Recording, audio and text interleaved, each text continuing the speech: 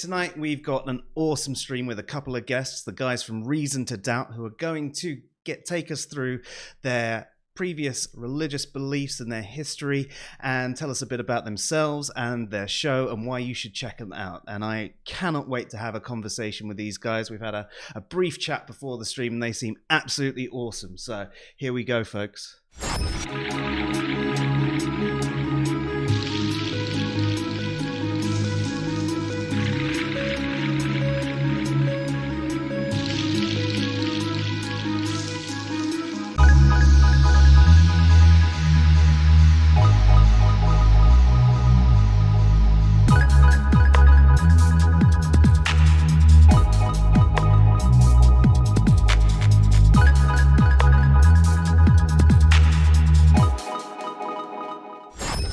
So hello and welcome to the SciPhi Show. I'm Joe.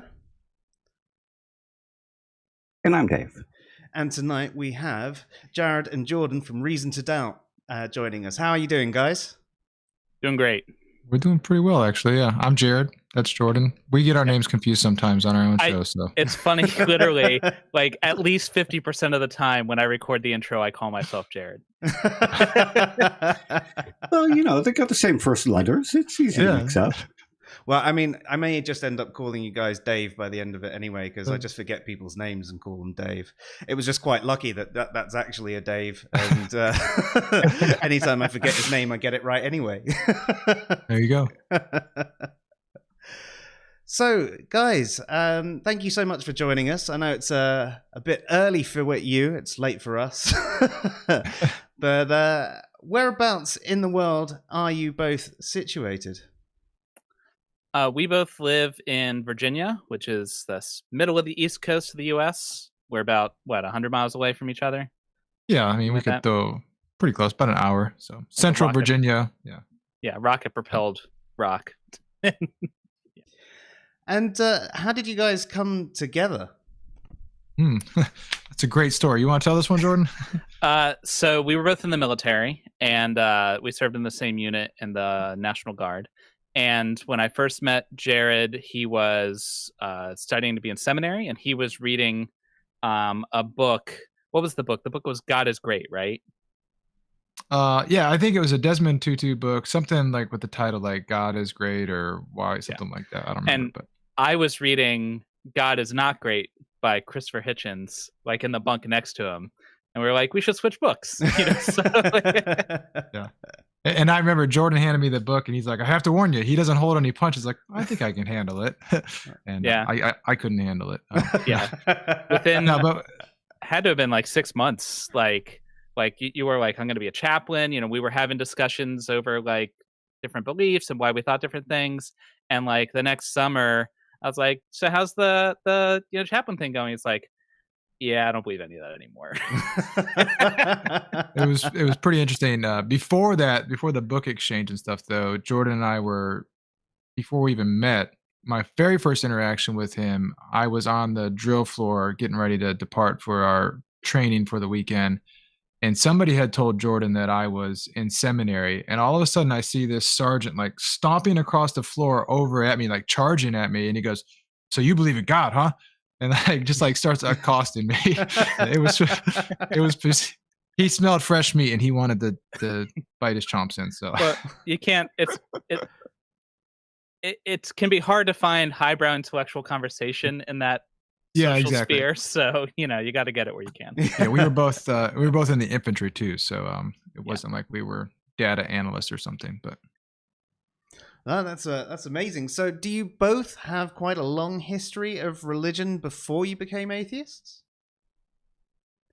Yeah, I think Jared probably more than me. I was raised a fundamentalist Christian. You know, the earth is 6,000 years old and the Bible is literally true. Oh, yeah, definitely. I grew up watching like Ken Ham and Ken Hovind and all that sort of stuff. I was homeschooled, obviously. And I persisted in that belief all through my childhood. And it was funny because I was always a very inquisitive person. And so I'd have thoughts like, they say the second law of thermodynamics debunks evolution. That seems like a pretty basic thing. Scientists have probably thought of it. But then, like, I just didn't know how to find the answers, so I just didn't, And it stayed that way until a coworker handed me a book. I was talking to him, and he's like, "Here, read this. It's Language of God by Francis Collins." And I was like, they lied to me. There's answers to all these things. Yeah. My background's a little bit different. My grandfather is a Baptist preacher, so I grew up literally in the church. We went to Sunday services three times on Sunday. We had Wednesday night service, and then we had what we called visitations where we would meet. Then there was youth group nights. So I literally spent most of my time in a church setting. We weren't full blown young Earth creationists. We weren't but we were pretty fundamental, I would say. But I remember from a very young age, I would be in my grandfather's study, and I would be going through his illustration books and going through his commentaries on the books of the Bible, and I would be writing my own sermons at 7 years old, emulating him. So I wish I still had some of them because I'm sure they were amazing. But yeah, so I grew up in the church, and then had a little bit of a rough, what I would call senior year of high school. My parents were in the middle of divorce. My best friend was killed in a car accident. And so I kind of had a crisis of faith, falling out, what I call rebelling. And then I decided to join the Marine Corps at that time. So I left, joined the U.S. Marines. And then through that, I met a master sergeant who kind of brought me back into the faith. And it's funny, the book he actually gave me was More Than a Carpenter by Josh McDowell. And so I kind of renewed my faith a little bit, and then from there decided that I wanted to pursue the ministry. I had always felt a calling, what I called a calling on my life from a very early age. And I remember doing an altar call when I was 12, where I went down and, devoted my life, said, I'm going to do the ministry and all that. And then I ran away. And so long story short, I used my GI Bill money to go to school, to get my undergrad and my seminary. And, it was in the process of doing seminary that things happened. You didn't just go to just any seminary. You went to Liberty, right? That's super seminary. Yeah, super conservative, Liberty Baptist Theological Seminary. Yeah, that's where. And I wouldn't say I went there because I believed in the conservative values. I mostly went there because of convenience, and they made it very economical. So, but that's really interesting. So you both have quite a different background, but with some crossovers. You said you're both quite fundamentalists, but obviously some significant different beliefs. Now, Dave and I have spoken before that generally creationism isn't something you really hear of in the UK at all. It's just one of those things that has always blown our minds away when we sort of first heard these conversations. I remember I have met one creationist in the UK, young Earth creationist, and that was what got me into the entire debate world. But what were the first things? What were the first cracks in your young Earth creationist beliefs?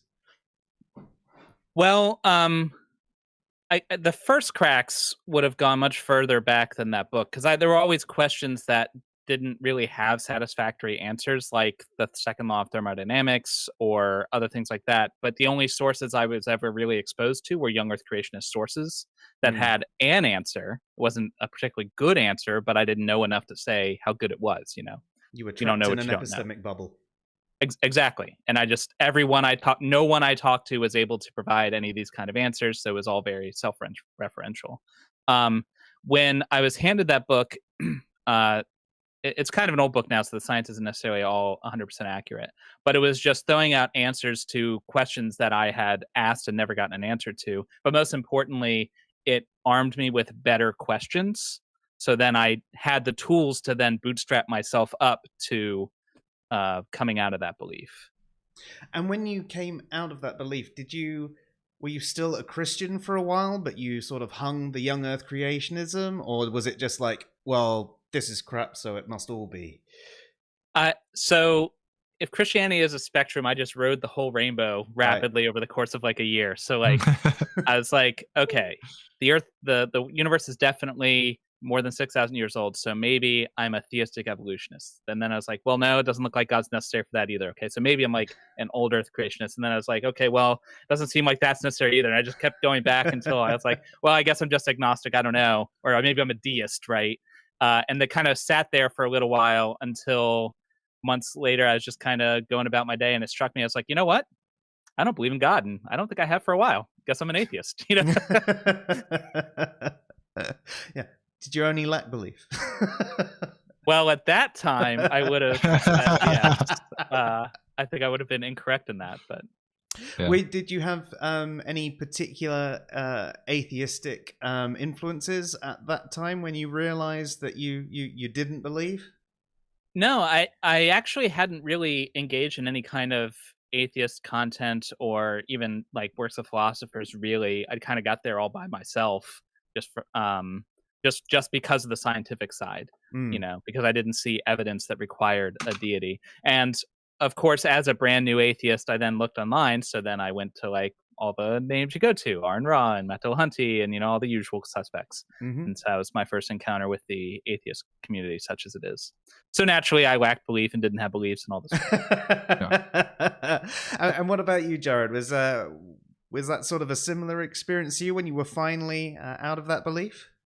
Yeah, so mine and Jordan's deconversion is quite different, especially because I would never consider myself a young Earth creationist. So while the church that I grew up in, you know, believed in a 6,000-year-old Earth and believed in creation and Noah's Ark and all this stuff, the flood, it wasn't crucial to our belief. Like if you would have been in my grandfather's church and somebody would have said, well, maybe the Earth was, you know, 6 million years old and a year is 1,000 years or a day is 1,000. All those kind of things you hear, that it wouldn't have made a difference. Like they wouldn't have played it. And so that was never taught either. Like, and I didn't grow up like being taught like young Earth creationist materials such as Jordan did. So that was never an issue for me. Now I had questions about it, you know, like, well, this doesn't really make sense, but it was never enough to even put a crack in my faith, so to speak. So yeah, that was never an issue.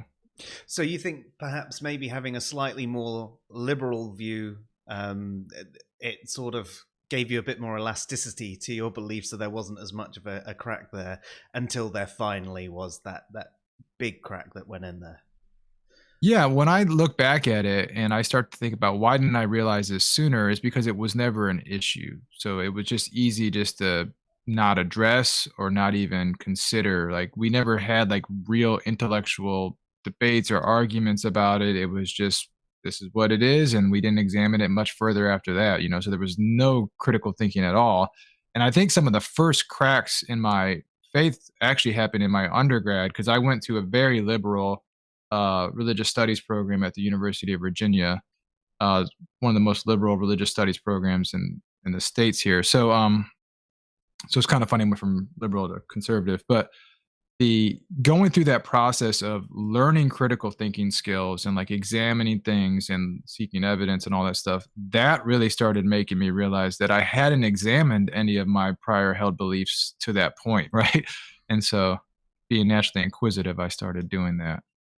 So you sort of traced back over everything you thought you knew, and everything you thought you were justified in believing, and bit by bit. Yeah, exactly. That's a recipe for disaster. It is a recipe for disaster, especially since I was taking, you know, the program. I was concentrating on Christianity and Judaism. So I was going like Old Testament classes. And that's when I first discovered like textual criticism. And I had never approached a text from that standpoint before. It was always, you know, very devotionally approached.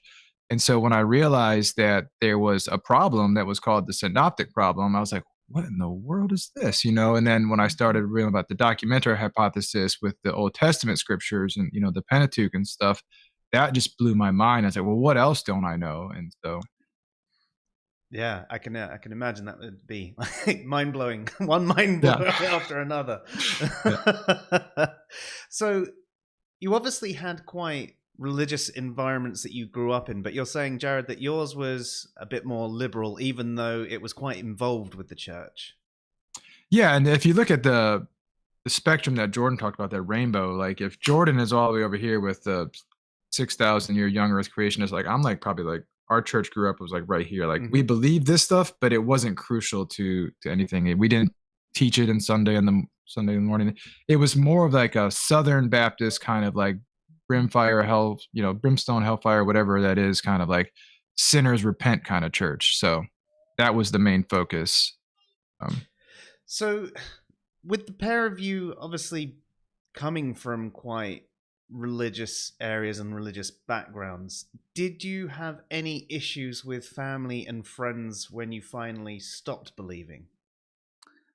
I didn't, mainly because of what had happened in my life immediately prior. So I had gone through a divorce right beforehand, and when you go through divorce in a very conservative Christian environment, that tends to have some fallout, right?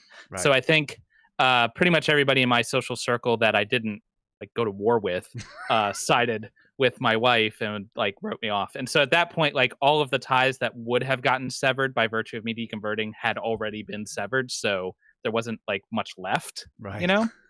But I can imagine had I had these questions without the divorce, I imagine a very similar situation would have happened. And is that the same for your family as well? No, because kind of oddly, all of us are now atheist, and wow. we didn't talk about it or like coordinate at all. It just kind of all at about the same time, we just realized none of us are religious anymore. Do you think maybe caused God to hate your whole family? Do you think maybe one of you was waiting to say it? Yeah. And then everybody was like, oh God, me neither. Yeah, right. I think I'm pretty outspoken. I don't do a good job of like hiding what it is I think. And so, and I can also be a little tenacious when it comes to like arguing, because I, want to be right, and not that I want to be right. Like it's important that I want to hold beliefs that are correct, right? Mm-hmm. And my brother and sisters are just not that passionate about it. So I think probably it would have been a situation like, oh, thank God he's not, hounding us about it anymore.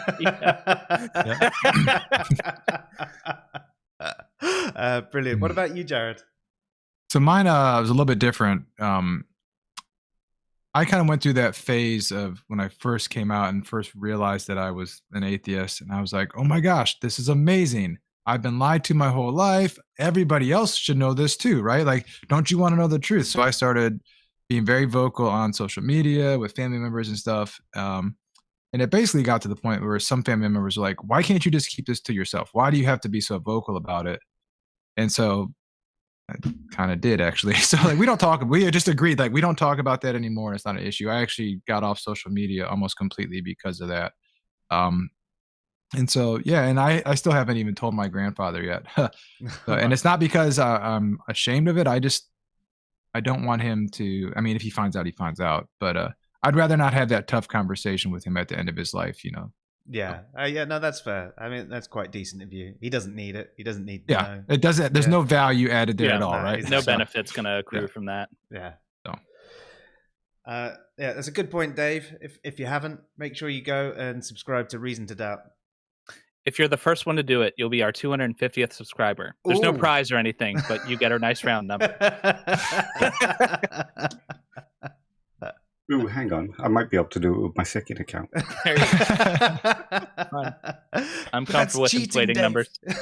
Yeah. It's cheating. Yeah. It's not cheating. It's creative. We have no morals. Oh, that's right.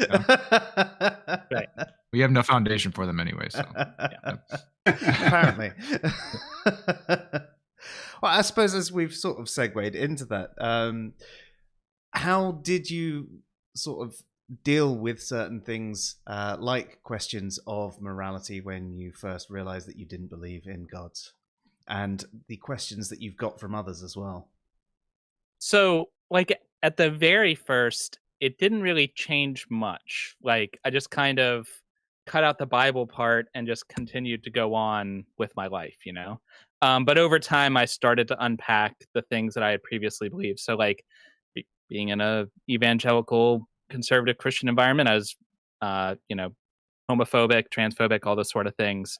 Not all of that made sense to me. So some of them were easier to change than others. So like even when I was a conservative Christian, the problem with homosexuality didn't make any sense to me as a person. Like I could not care less what someone does in the bedroom, but God cares, I guess. So like I should care, So that was a very easy thing for me to jettison, There were others that were harder, but like most of it ended up being things like on the trans issue, I was just kind of wrestling with it, and then I realized, wait, it's none of my business. Okay, no problem then. It was a very freeing experience overall, because there was a lot of things like homosexuality where I felt forced to come to a conclusion that I didn't agree with, but I had to espouse anyway. Whereas afterwards, I no longer had that restraint. I could just come to whatever conclusion reason led me to, and that was fine. And if I was wrong, I could change my mind, and that was also fine. So. Yeah. My experience was a little bit different. So the elation,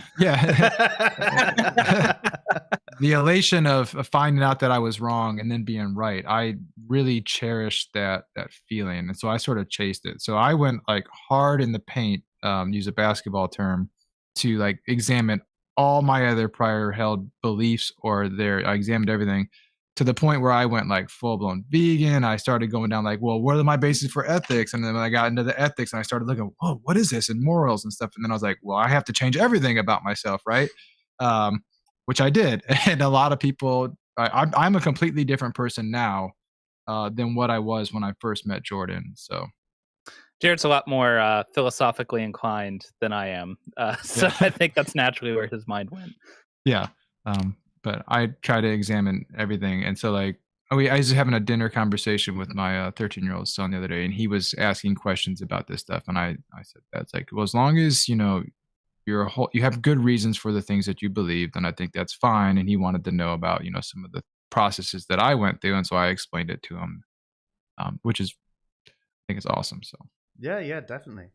I think it's one of the hard things with kids and sort of the other influences that they might have, because you want them to think for themselves and try and come to good conclusions, or at least well thought out ones, even if they're different to yours. But there can be a lot of influence from other people telling them what they have to think, and you're like trying to be relaxed about it and encourage them thinking, and then they're getting these ideas implanted in them by other people, which you then go, have I done the wrong thing by trying to encourage them to think? Yeah, it's a difficult thing. I mean, Jordan and I both have children, and I think we've done really great with how we're raising our kids. Especially Jordan's he has a great story about the tooth fairy with one of his daughters, which he could share. But I think it's important to not just hide things from them, but expose them to all kinds of beliefs and religions and things, and just talk about this is what people believe. This is why they believe it. Yeah, I've been very open with my kids about my deconversion process and the way I go about thinking about things. My kind of mantra is I don't tell them what to think. I teach them how to think, and then they can come to whatever conclusion they want. It doesn't have to be a conclusion I agree with. My only rule is you have to have good reasons. They don't have to be reasons I agree with. There just have to be reasons you thought of. That's it. And as long as that's and you're not hurting anybody, as long as I was just going to say, as long as you satisfy those conditions, then you won't get any problems from me. My middle daughter, one of the proudest moments I've had ever as a parent, even though I am a skeptic, I don't believe in the supernatural, I do like to inject some magic into my kids' lives. So, I was telling about the tooth fairy and stuff like that. Like, Dad, the tooth fairy is not real. And I'm like, well, how do you know? What evidence do you have that the tooth fairy is not real? Everybody does. So well, that's not evidence, And that went on for a while. And then one day my middle daughter, Lexi, came up to me and said, well, Dad, tooth fairy is not real. I was like, well, how do you know? She's like, well, I lost my tooth last week, and I put it under my pillow and didn't tell anybody here and at Mommy's house. And if the tooth fairy was real, she would have known, and she would have gotten the tooth. Well played. Nice. Yeah. You got me. Excellent show of critical thinking skills there. I mean, the tooth fairy could have just been isolating because of COVID. Yeah. I mean, well, this was years before COVID. I mean, you could always, okay. That you could have salvaged that belief with some ad hoc assertions if you wanted, but there's no reason to lie about it, though, is there? Yeah. We also that's well played. We used to, when we were on road trips, we'd go through Crash Course Philosophy. I'd play a lesson, and we'd talk about what they thought about it. At that time, my youngest daughter was 6, so she didn't have a lot of thoughts about it. But Yeah, it's getting them thinking and asking questions, and listening to the answers. That can be the hard one. Kids are really good at asking why, but it's really hard to get them to actually listen to the answer. Yeah. This is true. Yeah, I mean, if you've got any advice on that one, please. She's only 2. It's not going to happen yet. Yeah, that's... So, when you first both sort of deconverted, were you in a situation where, at least now, you'd describe the position as agnostic, even though you may have identified as atheist? I mean, it doesn't really matter what label you use, but were you in a position where you were suspending judgment, not believing gods don't exist? I think you might have been able to apply that label to me in that kind of in-between period where I just kind of stopped thinking about it for a little while. If anyone had pressed me on it, that'd probably be where I was there. But by that time, I came to realize I didn't believe. I think at that point I was convinced that there were no gods. Basically, there wasn't a very lengthy period. I'm not one for half measures, so you know. Yeah. Very similar to Jordan on this point, actually. Whether or not I knew the proper definition, my belief at the time was I didn't believe in any gods, or I believed there were no gods. So for the longest time, I got stuck on like the agnostic atheist title. Mm-hmm. But basically, what it came down to for me was God in and of itself seems like an extravagant proposition. So in order to justify that extravagant proposition, you need a similar level of evidence. And once that evidence was gone, well, you know. Yeah, that's fair. And you'd both say that you're in a position where you believe that no gods exist, would you? Yep. So, have you spent much time looking into other religions and religious beliefs, or have you been basically applying what you have learned about your more local gods and to other religions and saying, you know, it's basically all much of a muchness? I probably haven't spent as much time as I should.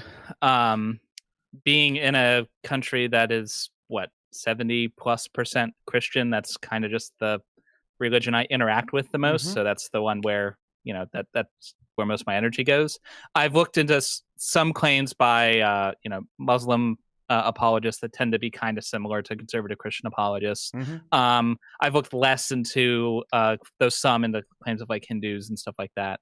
But basically where I stand is I may not have the same kind of arguments like problem of evil may not apply to Hinduism, for instance, because they've got a polytheistic religion. Mm-hmm. But the baseline of I need some kind of phenomena that requires of God to explain, and I haven't seen anyone with such phenomena. So until such a time as that, and I feel like I would have heard if somebody was like spontaneously growing limbs back or something, you know? Yeah. So. Yeah, I took some. So in my undergrad, I took comparative religious studies. I studied a lot of different religions, actually. But I'm in the same boat as Jordan. Like, I mean, we focus on Christianity and Judaism primarily because of the culture that we live in. But if there were other gods, or if there was a God out there that was real or something, I would expect I would have been exposed to it by now. So like, I don't go out there worrying about it and like seeking out, you know, I'm not too concerned about it, you know. A lot of the arguments kind of apply no matter what particular God you're talking about, like divine hiddenness. As long as the deity has some kind of desire to interact with me, allegedly, mm-hmm. and doesn't, you know, then like a lot of the problems can apply. Right. And then even with like deism and stuff like that, at that point, it doesn't matter if they exist or not. So I'm just going to default to like, well, I don't care. So, yeah. Give it to a kind of practical atheism. Yeah. Yeah, exactly. So, right. That makes a lot of sense. But from what you've looked into from other religions, has there been one that you thought, oh, that's really interesting, I like certain qualities about it? Yeah, there have definitely been some religious philosophies that have intrigued me, like Sikhism. Mm-hmm. I find kind of interesting, just the mindset of, you know, very service oriented and like using cultural markers as a way to facilitate altruism and stuff like that. Like that's super interesting to me. And so Jainism, kind of similar sort of vein.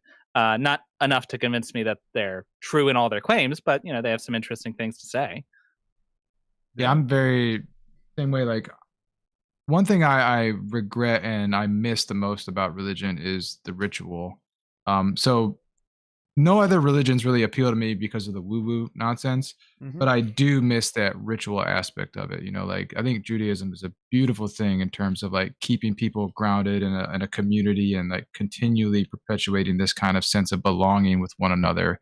And I think that as atheists in the atheist community, we could benefit from some sort of combined sense of like purpose and I mean, ritual is a weird thing, but I miss that. So yeah, I can understand that. I mean, we've done a couple of streams about the problems that atheists have. I think a lot of people are tied to their religious communities. That's where their entire social group is. It's, as you say, there's the rituals, especially things like the death rituals, which give people some good closure and allow them to come together and say goodbye. And it's definitely something that I feel that we atheists should probably try and do more. But I think there's a lot of fear that we're too much like a religion if we do that sort of thing, or it's someone else's problem. Find a humanist society or something similar. Right. But what would you do if you could have, say, atheist groups or atheist rituals and that sort of thing? How would you envision that in your local community? So I actually tried doing this when I first came out. I created a atheist community, created a meetup and stuff. And it basically just divulged into like a place for people to get together and complain about Christians, or they would argue about stuff. And it's like, that's not what the purpose of it was. The purpose of it was to build a sense of community around something that had a shared belief. And I quickly realized that doesn't work, because atheism is just a very small portion of who I am. Like it has nothing to do with anything else in my life. And so like that one interest isn't enough to like hold me together. So for me, it's more important to find people that are like-minded. Like I love trail running. So I've gotten connected with a trail running group here in my area. And then so we can get together and do stuff like that. Like I love playing board games, so I think that's more important for atheists, is finding a thing, Yeah, I agree. I think that the way to go is not to try to make a religion of atheists or like a ritual group of atheists, but to try to pry away the social glue from religion into something else, some other set of shared values that could include religious people or not, doesn't matter. Because then you're going to get a much more cohesive group. Yeah, most definitely. That sounds interesting, actually. I think you're right. I think it should be secular in the sense of leave that baggage at the door. Right. Exactly. Yeah. And as you say, find that common ground, whatever that common ground is. I suppose that can be difficult, though, especially from like if you're in an environment like you guys are, which is quite heavily religious. There can be a lot of aggro that you might go through to try and find something. People might take you saying, let's leave the religious baggage at the door and just interact as people. They might take that as being persecuted in some way.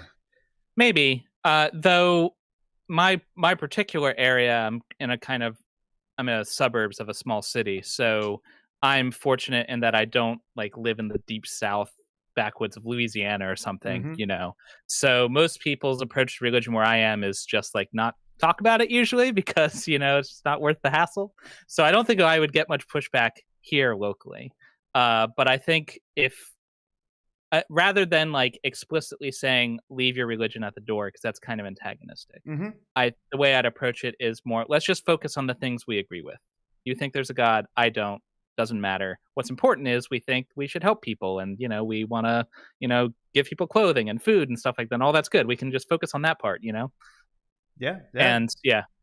And also, I don't think there's any issue with still executing the rituals that we had when we were religious, just not doing them in the same way. For instance, I love Christmas. And like, so I play Christmas carols. I'm not talking like secular Christmas carols. I'm like, come all ye faithful, God rest ye merry gentlemen. Like, I love Christmas. It doesn't mean anything like religious to me, but it's just like a way for me to express like connection basically to the people who came before. And that's all it is, Yeah. So I think atheists can sometimes be too scared of religious connotations, and I get it. A lot of people are very traumatized by religion and, so they don't Like, I understand that, but it's not like if I put a cross on my tree, like Jesus is gonna come snatch me out of my bed at night. You know? Although that would be pretty good evidence. So yeah, well, yeah. I mean, if he did, if I could attract Jesus into my home by virtue of having crosses, then that would be, you know. Well, I think there's an essential oil for that, Jordan. Just that's true.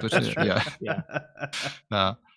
I still never learned which oil it was to summon the angel, so I'm very disappointed in your last read. It's the one on the screen. It's the Archangel Michael oil. It's literally on the okay. Okay, I missed that. You can't mess it up. Yeah. So, yeah, I think it's very interesting when you think about community and stuff. Like, there are some things that are awkward, right? So, like, sitting Shiva, for example, you talk about death rituals and stuff. Like, it might be weird for me to go to my board gaming group and be like, hey, do you guys want to sit Shiva with me? Like, but at the same time, I think if you build a close-knit community of friends and family, that stuff should happen naturally anyways. You shouldn't need those kind of guide rails, but they are nice to have. And you can see this in even some ostensibly religious communities. A friend of mine is Jewish, and he's an atheist. He says he's pretty sure my rabbi's atheist. It's just like, oddly, in his sect of Judaism, nobody actually cares whether or not God exists. It's kind of almost irrelevant. It's just about like the culture and the ritual and stuff like that. So. Yeah, there's actually a lot of Jewish traditionalists. I mean, you even get some Christian traditionalists as well, and you're having it more and more with various religions. But I think Judaism is one of those ones that is very, very common to find those that are atheists, but they go along with all the traditions, and even like the dietary stuff. You know, they stick to all of it, but they don't believe, which I find kind of odd. But well, my friend stuck to most of it. We were when we were overseas, we were in the chow hall, and he had his camo pattern yarmulke on, and we were serving ourselves breakfast, and I looked over, and he had like a pile of bacon, like not like a few, like his plate was mounded with bacon. I was like, Rousseau, aren't you Jewish? He's like, yeah, but bacon's delicious.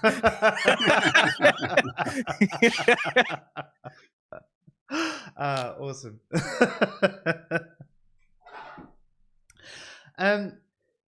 So what inspired you guys to get together and do your channel?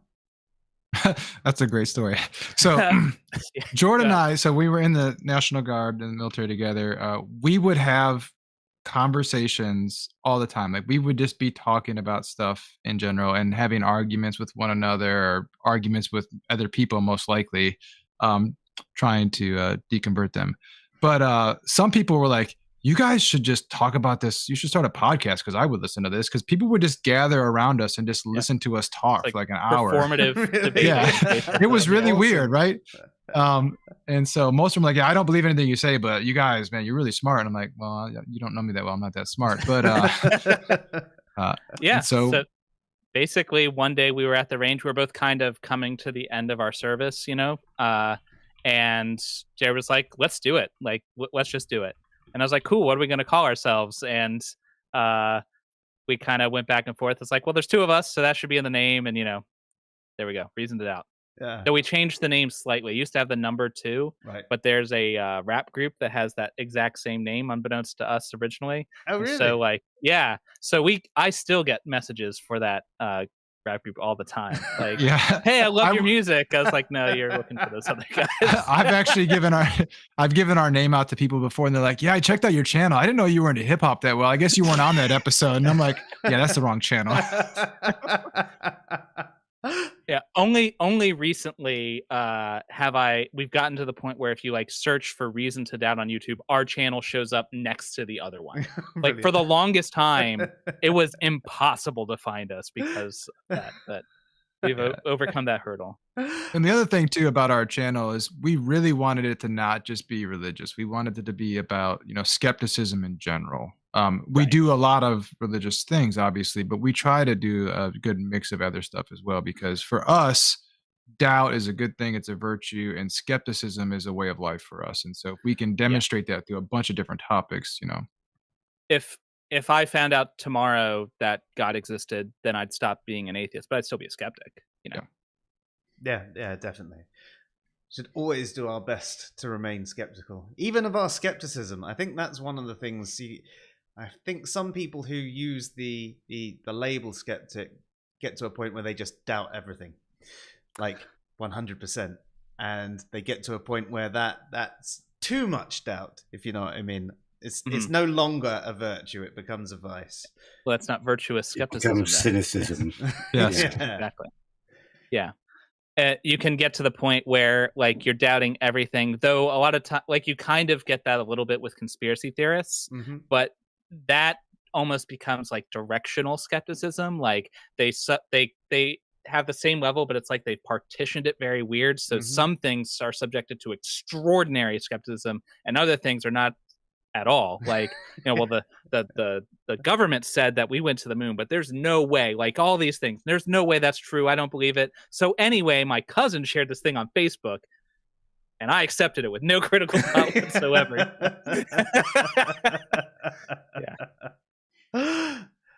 Yeah, you do notice a lot of that actually. And you get that in the atheist community too. You know, they'll be extremely skeptical, or they'll criticize apologists or things, even when they're making good points.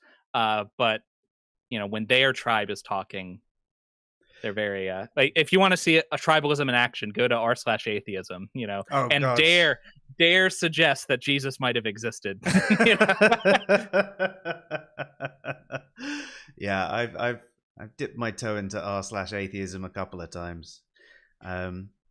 Most I don't of the think time you'd be very popular. It didn't go very well, no. Yeah. It's quite often the same sort of thing that happens on Twitter. Accusations of being a theist because you're saying things that don't agree with the dogma. And I think... you're not truly an atheist, are you? Oh, yeah. So, I mean, as we're on to the atheist community, how do you find the atheist community tend to react to your thoughts and things like that? And you know, are there any particular traits and behaviors that you'd like to address whilst you can on air? Well, I mean, the reactions we get, I mean, differ based on what we're saying. If we're, you know, taking chunks out of Christian apologists, they react quite well. And if we are then saying, hey, here's some things that we wish skeptics would stop saying, not so well, usually.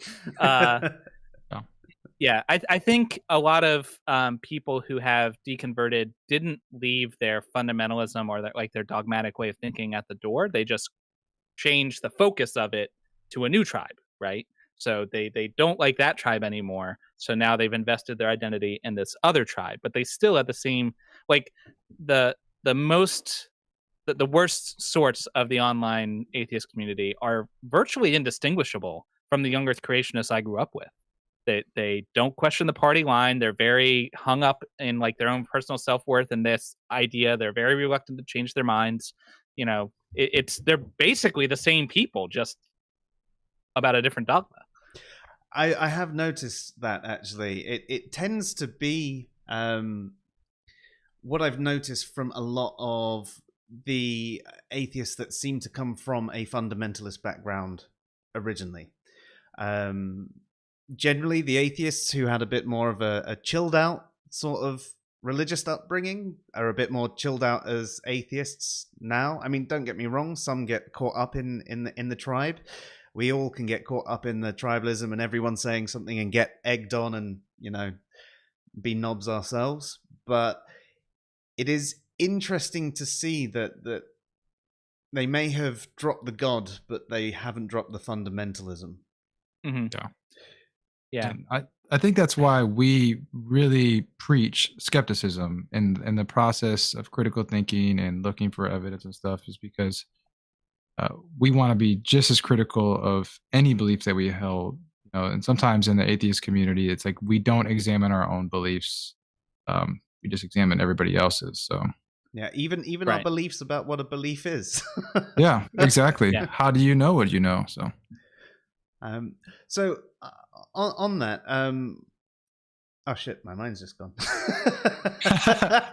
Well, what's frustrating, since we're just airing our grievances now, what's most frustrating to me is in one breath they'll say, I want to hold true beliefs and not hold false beliefs. Great, I agree. Here's evidence of your false belief. Oh, you're just a Christian in disguise. And it's like, if I could only convince people of one thing, it's that like changing your mind is fine. It's not an issue. It doesn't mean you're a bad person. It's okay. It's and the best part about it is if you find out you're wrong and you just acknowledge it and change your mind, and it's like magic. You're not wrong anymore. Now you're right. It's awesome. Yeah, I mean, the funniest thing is most atheists have changed their mind at least once. Right? Most of them have come out of some form of theism. So, and they think that's a good thing. And that's why they often go and things like, well, evidence will change my mind, Okay. And as you say, here's some evidence. No. But then it can be a case of, well, they only will accept a certain kind of evidence as evidence. And all other kinds of evidence are not evidence as well. So, I mean, when you guys talk about evidence, how are you using the term? So I probably don't have a very well-defined, rigorous idea of what it is. Basically, for me, it's some kind of observation that makes A more likely than B given the observation. Yeah. And that can be a physical thing, some kind of scientific measurement, but it could also be an argument. It could be anything that makes one proposition more likely than the other proposition. Yeah, I'd say that's a good working definition, really. Yeah. You can even, and that's part of why I think you can have bad evidence that makes it not much more likely. It's just not very good. That doesn't mean it's not evidence. It's just not good evidence. There's definitely levels of evidence. Yeah, a friend of ours, Titus, his favorite miracle is his wife's tooth turned around or something. It's pretty weak sauce, but that is evidence of a god. Technically, it's just not very good evidence. Yeah. So we have definition of evidence, then we have quality of evidence as well, and the more quality evidence you have, the more likely that something is true. So yep, and the more pieces of good quality evidence as well, I'd suggest raises that probability as well. I mean, I think like your definition, Jordan, and you could just say something that is indicative of a conclusion being true or false, or something that raises the probability of a proposition being true or false. I think any sort of definition like that is the way that you should go. And working out what quality evidence is, though, that requires a decent amount of skepticism, doesn't it? And what sort of methodology would you really apply to, say, an argument that someone presents you to show whether the argument is at least half decent? Well, aside from the basic steps of making sure it's valid and reasonable and it actually functions as an argument, that's a good question. What I'm looking I guess I kind of tend to think in Bayesian lanes because I'm an engineer, so I deal with those kind of probabilities all the time. So that's kind of a natural way for me to approach it.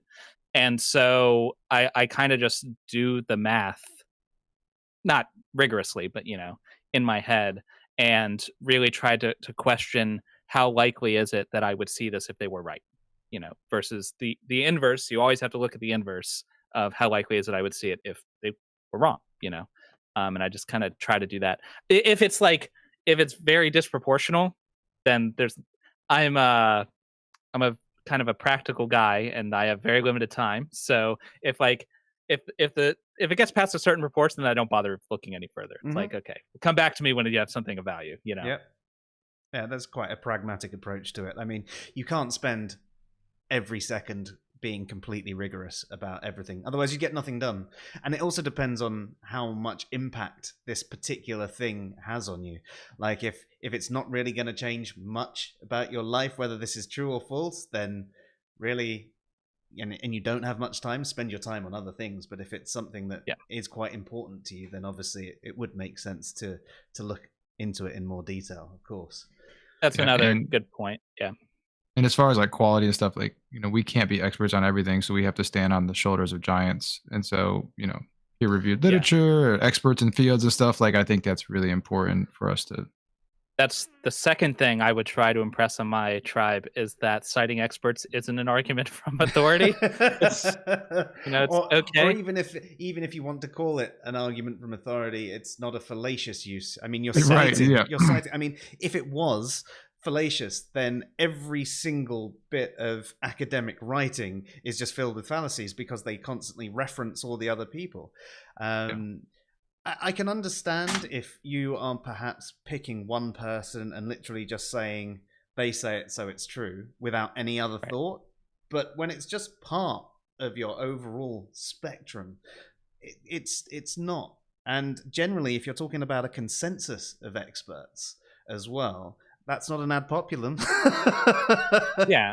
Because it's not because it's popular. It's because it's popular among a very specific group in a specific context. So I think of it in Bayesian terms. Like, experts are usually right. That's why when you have something wrong with your heart, you go to a doctor, not your plumber, because the doctor's more likely to be right. You kind of implicitly are accepting that. And if you are, then the prior probability of all of these doctors being right is greater than 50%. Some amount greater than 50%, right? And that's all you need to accept the consensus of experts without some kind of contradicting piece of evidence. It's just, although I'm sure a plumber knows a little bit something about clogged pipes, though, right? So so experts can be wrong, but you'd reasonably need evidence to show that they're wrong, because that's how prior probabilities work. Yeah, I mean, if it's something that's being heavily debated by the experts, it might go, right, I'm going to suspend judgment on this until there's a bit more information about this particular topic. But then you don't have a consensus. No, exactly. Individual experts can definitely be wrong, and there's a lot of experts in a lot of things. If you dig hard enough, you can find an expert who will say just about anything. If you really want to find one. I mean, Answers in Genesis has physicists and biologists and geologists. They actually have like real degrees, So just because one expert said it doesn't mean it's true. But if 99% of experts said it, maybe they know something. Maybe you should find out what it is. That's how I feel whenever I talk about Jesus mythicism. Yes. Like, I've talked to Godless Engineer on it before, who has raked me over the coals about trusting the consensus of experts. He's like, oh, they're all just Christians who are just only believing. I was like, really? Even the atheist ones? Yeah. You had mentioned something earlier about, atheists have changed their minds on, most of them were theists or whatever. And so I would say that changing your mind or accepting the fact that you believe that there are gods or becoming an atheist, that's probably one of the most hardest or most difficult things for a human to go to, because it's probably one of the most truly held beliefs that you ever had, or one of the most important fundamental beliefs in your life. So if you are able to go through the process of deconverting or realizing you're an atheist, you can change your mind on anything at that point. Like, everything else after that is easy. So I don't know why it's so difficult for some people to, Yeah, I don't know. I mean, I think that is part of tribalism. I mean, you see a lot of it where everybody's sort of saying the same thing, and the second someone sort of steps out of line, they get made fun of, ridiculed, and basically called crypto theist or something to that description. And I think there can be a little bit of fear of, you've left your religion, you've left this massive community, you finally found this new community where you're all sharing this belief, and a lot of the things you say, they're all the same. But you don't agree with this one or two things that people are saying or doing, and you don't want to speak up because you've seen what happens to the people that do speak up. They're crucified over there on the hill. It's bad, yeah. And I'm not saying that that's the way it should be, but I'm just saying that's the way it seems to be, at least to me, which is a shame. It is a shame, because it means that there's almost an encouragement to leave good skepticism at the door when it's about our own tribe. And when it's convenient. Yeah. And that should not be the case. Yeah, and Jared brought up a good point. Like, for me, I was 100% convinced that I was right. Like, I believed it as strongly as I believe that I exist. Like, I was so convinced. And I think finding out you were wrong about something fundamental is an experience that everyone should have the privilege of going through. Because, like, if I could be wrong about that, then holy cow, I could be wrong about almost anything. So but I don't know why it is that a lot of people then turn around after having gone through an experience like that, and then maybe it's like, I don't want to be wrong like that again, so I'm just not going to look at it. I don't know. I honestly don't know what I don't want to psychoanalyze people because that's not my field. It's like going from one bad relationship into another bad relationship. Why do I keep doing this? Yeah, I don't know. It just seems like you have nothing to fear from the truth. No, definitely not. I mean, you mentioned something else there that seems to come up, where atheists say, "Well, no, I don't believe gods don't exist because I'm not completely certain. I leave some room for doubt." Mm-hmm. It's like you can still be completely certain and be a good skeptic. All it takes is just re-examining that all the time. I believe this fully. I'm going to re-examine it. I still believe it fully. I re-examine it. Oh, hang on. I'm not as certain as I was before. I need to look into this and more. That's all it takes. But maybe I still believe it. I'm just not believe it as strongly. That's fine. Yeah. I think part of it might just be, a lack of education. If they haven't been given the tools of skepticism and how to conduct philosophy, then and the American public school system doesn't exactly do a stellar job of teaching that sort of thing.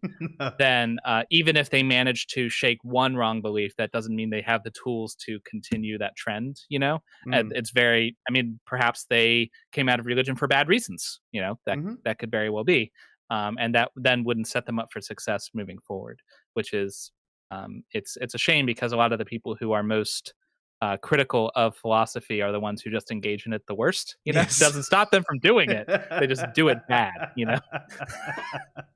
I feel attacked. Well, you're aware of it, so you're just not doing it in ignorance, right? Like, I don't think I do it great, but at least I'm aware of my limitations. Dave's got 2 degrees behind him as well. Yeah. It's false modesty, Dave. You're good at it. I keep telling you, I bought them off the internet. Yeah. That's where Ken Hovind got his, and he's a doctor, so Exactly. Yeah, good enough for him. We got a question come in. Chris Taylor wants to know, what are your main reasons that you accept that God doesn't exist? What are the positive arguments that you find most convincing? We did an episode on this like a year ago. I think we should probably update it because it was before we had videos. So you couldn't see like my bow tie and stuff like that. But in brief, I'd probably go in 3 ways, depending on the specific God you're talking about. The problem of evil for your like basic mainstream Christian God shows that at least that God doesn't exist.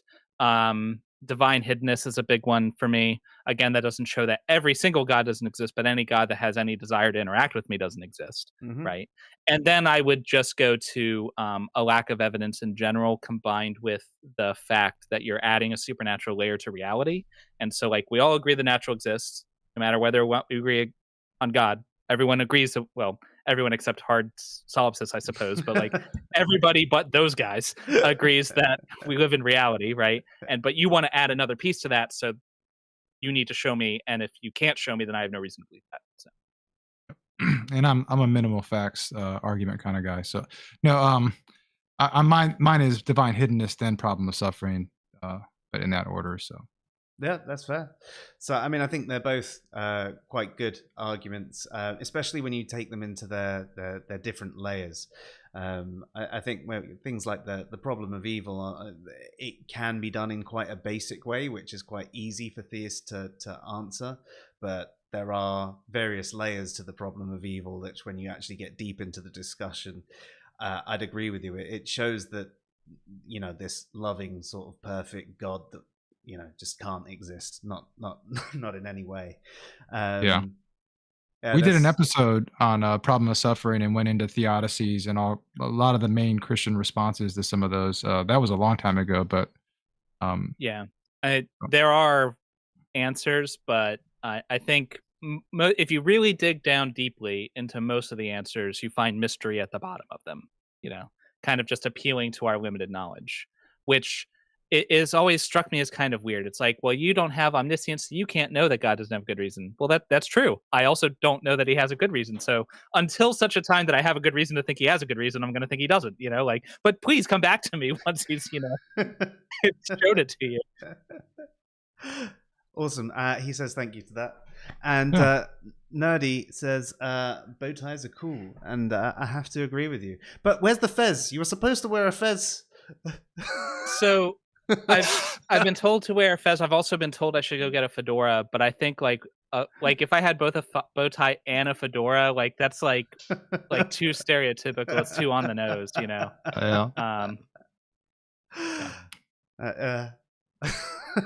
Oh, we get some spam in. Hey, if you new AI dating disrupting an industry. Ooh, wow. Industry 91. I don't know. It's weird. Like the chat says, that means you really arrived. You're like a real channel if the spam bots are coming after you. If you have spam bots and Ontangelo showing up, then you've made it. Yeah, all we need now is someone from Answers in Genesis to actually drop by. Get Ken Ham on here. I did have a moment of pride like a year or two ago. There's a young earth creationist channel, Standing for Truth, doesn't matter who he is, but I had done calculations to show that the earth would like melt and be a fiery ball of radioactive death if their model was right. And they were trying to debunk my numbers, but they wouldn't call me out by name. They wouldn't say my name. They were like, well, if you look at secular sources, and I was like, that's me. I'm secular sources.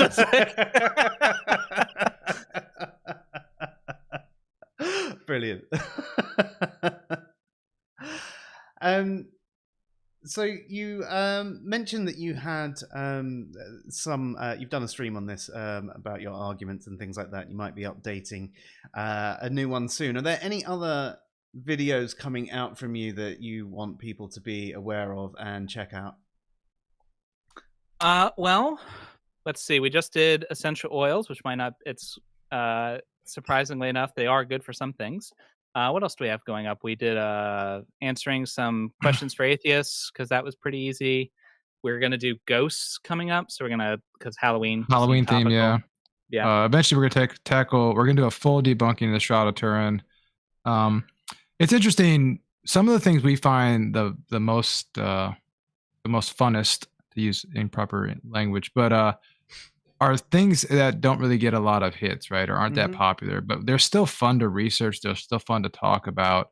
They're just not salacious, so people don't like them. But we enjoy like the conspiracy theory stuff, and Yeah. So Shroud of Turin should be in November, probably. Our most popular video to date is when we went through the Shroud. Somebody else was doing a presentation on the Shroud, and we were just like, we're not sure this is worth looking into, but it's funny. So we're just going to basically like, we were just commenting on it. On it. And it just blew up. And I was like, this is like the single episode we have put the least amount of effort in. And we prefaced it by saying, we haven't done any research into this. We haven't done looked into it at all. And it's just like stream of consciousness. Yeah. And, so we're going to do our jobs and like actually go back and like research the claims. Jordan is all secular sources. Yeah. That's right. Anything I say, you don't need to check. It's all true. I am the most reliable source. Please tell me you have created an alt on Twitter called Secular Sources. Oh man, I didn't think of that. That would have been amazing. Yeah. According to secular sources. Exactly. You just start referring to yourself too, like so. I can just change my name from the podcast name to Secular Sources. There we go. Gotta do it. Yeah. Awesome. So it sounds like there's a few things coming up that are good. Is there anything that you're trying to achieve with your channel past obviously trying to spread some good skepticism and obviously the enjoyment that you have discussing the things you discuss? Yeah, I think so. I'll speak, and I won't speak for Jordan, but for me, we started the channel not because we wanted to get a following, not because we wanted to get famous. We started it because we enjoy the subjects. We enjoy the intellectual process of researching, looking at things and talking about it. We enjoy talking about it with one another. And so if we can share some of that stuff with other people, we find that it's value. So um I don't know. Uh yeah, I mean, I don't have any illusions that we're gonna, retire off of our glorious mountains of YouTube money, we mainly just want to, and basically the reason I got into it was because I, like you said before, was trapped in this epistemic bubble and didn't have the tools that I needed to get out of it. And so I'm hopeful that I might be talking to someone who's in the same position that I was, uh, 10, 15 years ago. And hopefully I can help somebody else out like I was helped out. And so if I can be that person for somebody, then that'll make it worth it. Yeah, that's a good one. I think that, like you, we realize that most of the content that we do isn't going to be the stuff that necessarily attracts many people either. It's stuff that we enjoy discussing. Yeah. But if it does enrich, one person's life, then brilliant, because we were going to have that conversation anyway. We're just recording it so other people can enjoy it, and I think that's a good way. And I think that's one of the things I like about when I've got some time to check out your shows. You've got really good dynamic, and you can tell that you've got some passion for what you're talking about, and I find them really enjoyable. And I wish I had more time to check them out because they're really good. And this is a reminder for everyone, go and subscribe to Reason to Doubt. Yep, we put out a new show. We're trying to do one every week. That's what we're trying to hit. So, are you going to focus in any particular area in the future? Do you think you might end up doing sort of like more live, perhaps at some point, or anything like that? I don't know. I mean, it really depends on like what people want. I have absolutely no expertise in like what the heck people watching us want to see. There doesn't seem to be any discernible pattern. We're happy to do whatever people want. So like if there's something that you find interesting, like in the audience, some particular question, some video, just like leave it in the comments. We're always looking for whatever you guys want us to tackle. As long as it touches on skepticism in some way, then we'll talk about it. Yeah, I'm for against it. But I think so. The live thing is difficult for Jordan and I because we want to make sure we're putting out good information. So we don't want to do something off the cuff and say something that's inaccurate or misrepresent a position. So if we do pre-recorded stuff, we can do a lot of legwork to make sure that the information we're putting out has been cited, has been sourced, and that we're being accurate with our representation of the topic. So yeah, that's kind of important for us. It would be a lot easier if we just made stuff up and said whatever came to our heads. That's all I do. But yeah. No, I'm with you there. I mean, the benefits of doing the pre-record is you can make sure that it's concise as well. You can get everything you want to say out a lot quicker, and you can make it probably prettier than a live stream. But then a live stream's a bit more forgiving, and I like the interaction that you get from the people and the live questions, because you might be having a conversation and you might have even fully planned out a live stream, and you've got everything, and you think, right, I have got all the questions answered in this stream, and someone will ask this one thing, and you're like, oh my God, how could I have forgot to put this into this? So yeah, I mean, it's pluses and minuses on both sides, but I mean, the content you put out is great quality. So no editing on a live stream. So that's easy to do. Yeah, I mean, you can do a little bit afterwards. Sometimes I cut out some highlights. I haven't had time in forever. Or sometimes if we've had some serious technical difficulties, I'll trim those out for the final piece. In terms of content moving forward, like we said, we don't necessarily want to be just an atheism channel because that's just one small part of us. But on the other hand, if that's what people really want, well, I mean, who are we to tell the people they're wrong, so yeah, the people who give them reason to doubt, that's who. Yeah, I mean, I like the fact that it's quite like broad.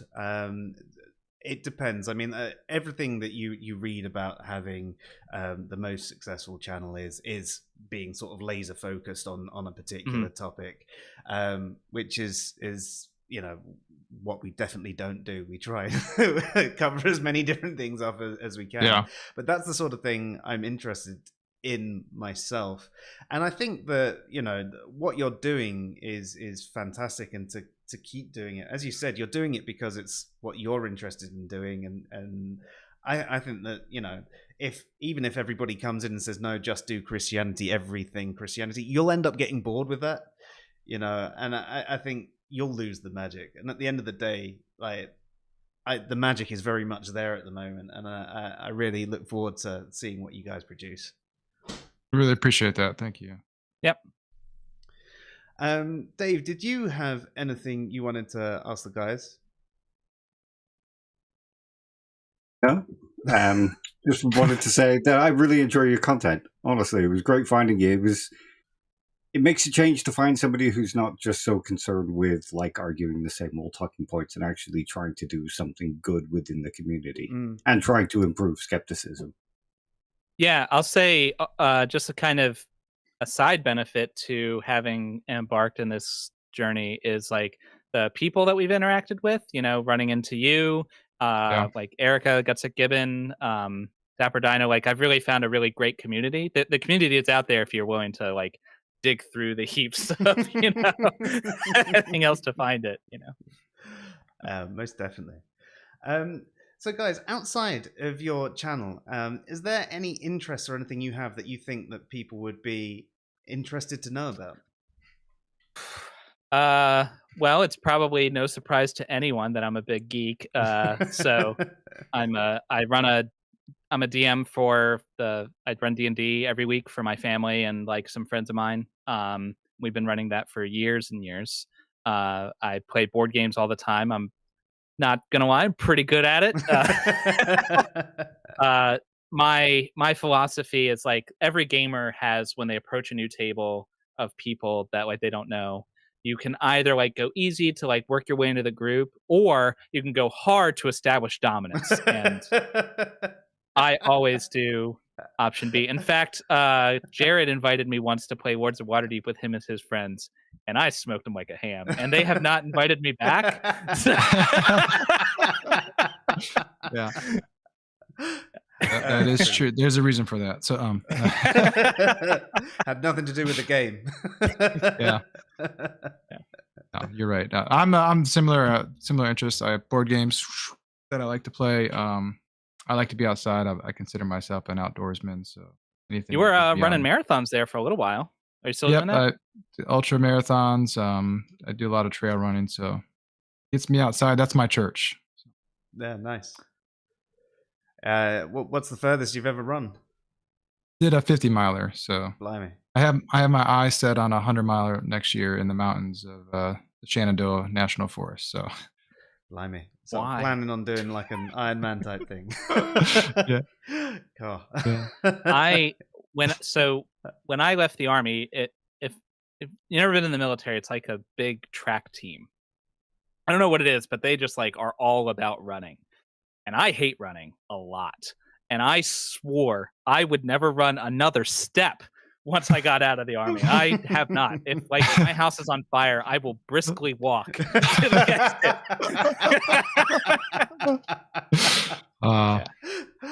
Fantastic. Awesome. Do you have any other interests or hobbies that you think people might be interested to know about?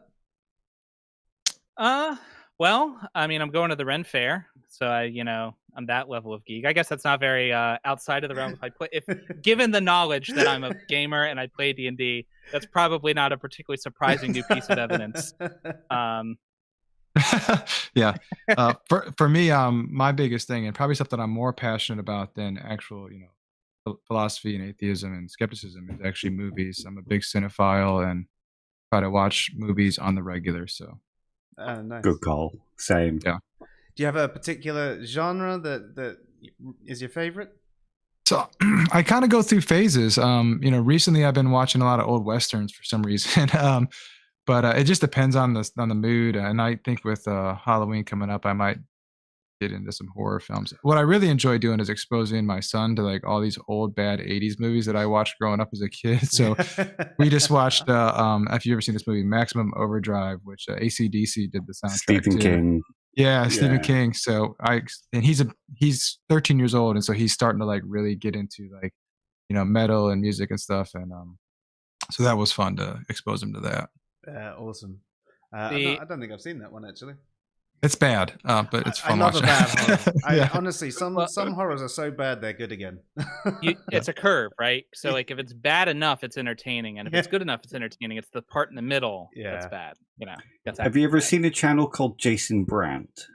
Mm-mm. He does like a So Bad It's Good thing every 2 a week, and it's stuff like The Revenge of the Ninja, all those bad 80s films he watches and like rates So Bad It's Good, and the discussion they have is great. Well worth a watch if you're into that kind of stuff. Definitely check that out. Yeah. Awesome. Other hobbies. I am big into early Christian history. Like I have a passion for like the Roman Empire, late Republic, early Empire, and no other period of history. So like this period is extremely fascinating to me, and I don't care at all about any of the rest. So like we recently went to Rome for our belated honeymoon, and it was really cool going to see all the things I've read about. But I did have one frustrating experience when I was in the tour bus, like going between catacombs, and the tour guide started like, "Hey, let me tell you about the Council of Nicaea," and just got everything wrong. And I was like, my wife was like, "I know she's wrong, just don't say anything." And I was like, "But she, you know." I mean, if there's anything you know about Jordan, if anybody's wrong, he has to tell them, especially if they're on the internet. So exactly, yeah. Like I was like vibrating in my seat. I was like, I have to tell her she's wrong. How did you wrap that one up? Did you actually say anything in the end? I didn't, mainly because I was in the back of the bus, so I would have had to like stand up and like charge through this whole bus in order to get to the tour guide. So I guess the distance saved me from a social incident there. You'd think a tour guide would probably have some of the facts right. Well, I'm sure she was very knowledgeable about the thing she was having a tour about. So like we learned from another guide that they like go through pretty rigorous training about the thing they're touring. But then she was talking about some other thing. She was just like, "Oh, here's what I read in Dan Brown's novel. I'm sure it's right." You know? Fair enough. Was it a good trip to Rome, though, other than that? It was phenomenal. Yeah, it was great. What really hit me, I think, was how Kimmo said you can be right or you can be happy. I will always choose right. That's no question. Yeah, Kimmo's just said that, much the same. Yeah. But no, it was great. It was really fascinating, like just walking down the street. No, look, there's a 2,000-year-old church, and every single church is just ridiculously over the top opulent. Like you'll walk down, they're like built in like Roman ruins, so it's like kind of like a brick facade or whatever, the Church of St. Mary or just some nondescript name, and you walk in, it's like 50-foot vaulted ceilings with gold on every surface. I bet that was beautiful. Yeah, highly recommended. I've never actually been to that part of Europe, actually, like anywhere over down that side. You'd think with us being that much closer you'd do it, but it's almost like there's other places to go. But no, the wife wants to go, and we've got so many places on the cards ourselves. It's like we've been stuck in various lockdowns and financial constraints the last 4 years. It's like, but yeah.